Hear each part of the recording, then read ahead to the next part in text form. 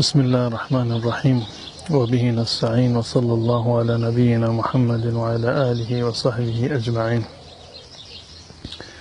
امام بخاری رحمت الله علیه یکی از توصیه های رسول الله صلی الله علیه و سلم رو از ابو هریره رضی الله تعالی عنه نقل کرده.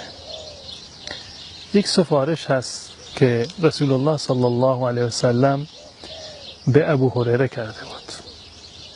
طبق این روایت ابو هریره رضی الله تعالی عنه میگوید که اوصانی خلیلی بثلاث لا ادعهن حتی اموت.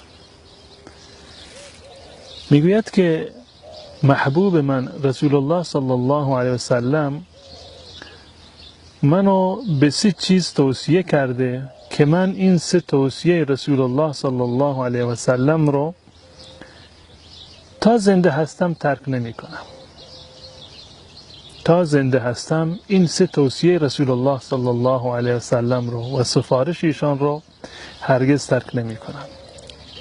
صوم 3 ایام من کل شهر، روزه گرفتن 3 روز از هر ماه، در هر ماه 3 روز روزه بگیرم و هر روزی همون گونه که هر نیکی 10 برابر هست.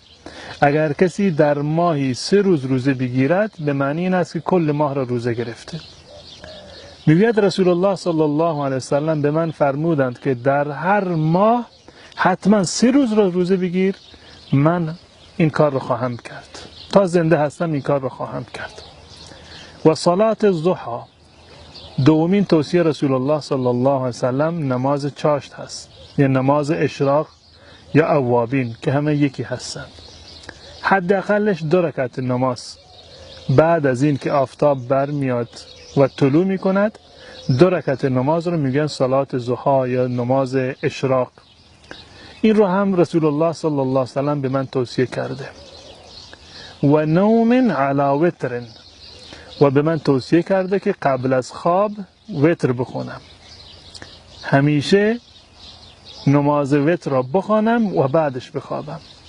این توصیه رسول الله صلی الله علیه وسلم به حضرت ابو هریره هست. 3 توصیه بودن.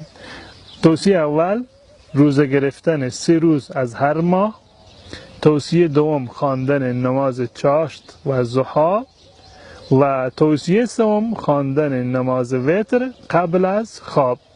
این توصیه‌ای هست که رسول الله صلی الله علیه و سلم به ابو هریره کرده بودند و چه زیبا هست که ما هم بر این توصیه عمل بکنیم، زیرا دستوری که رسول الله صلی الله علیه و سلم به یکی از اصحابش میدهند این به معنی یک حکم تشریعی هست.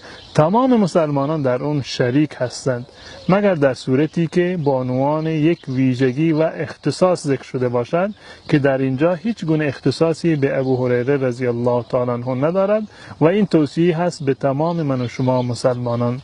امیدوار هستم که الله متعال به ما توفیق روزه در هر ماه 3 روز و نماز چاشت و وتر قبل از خواب را انشاءالله عنایت بگرداند.